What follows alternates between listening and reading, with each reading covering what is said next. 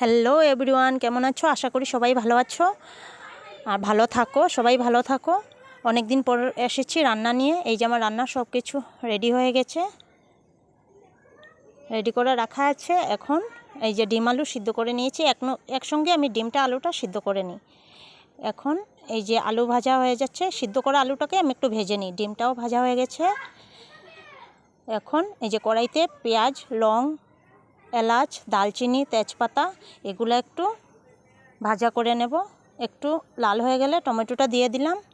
তারপর এখানে আদা, রসুন, পেঁয়াজ বাটা আছে, এগুলোও দিয়ে দিলাম। এখন একটু কষিয়ে নেব। একটু কষানো হয়ে গেলে যখন একটু লাল হয়ে আসবে,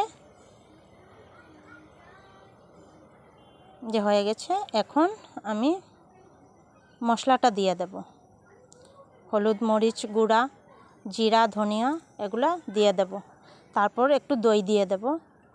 দইটা দিলে একটু কালারটাও সুন্দর হয়, খেতেও একটু ভালো লাগে। এই যে একটু কষানো হয়ে গেলে দইটা দিলে কালারটা সুন্দর আসে। এই যে তেল উঠে গেছে, এখন ডিম আলু একসাথে দিয়ে দেব। এগুলো শর্টকাট রান্না। এই যে হয়ে গেছে, সুন্দর করে কষানো হয়ে গেছে। এখন জল দিয়ে দেব। এখনও বলকা উঠে গেছে, তারপর নামিয়েও নিয়েছি। এই যে কেমন হয়েছে দেখতে বলবে। এখন শুরু হবে শাকটা রান্না করে নেব। এই যে শাকটা রেডি করে রাখা আছে, কেটেও নিলাম। শাকের জন্য আলু ভাজা করছি। অনেকে তো অনেক কিছু খায় শাকের মধ্যে, আমি সেদিনকে ভাবলাম না, আলুটাই দিয়ে দেবো ভেজে। আলু ভাজা হয়ে গেল, এখন আলুটা তুলে নিয়েছি।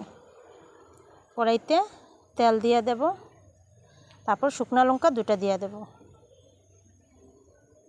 একটু লাল হয়ে গেলে এই যে রসুন দিয়ে দিয়েছি। রসুনের সঙ্গে পেঁয়াজও দিয়েছি কিন্তু।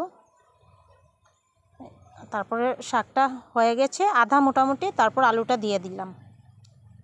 এই যে কেমন হয়েছে দেখতে বলবে, কমেন্টে জানাবে। তোমরাও ঘরে বানিয়ে খেও। বাই বাই, আবার দেখা হবে।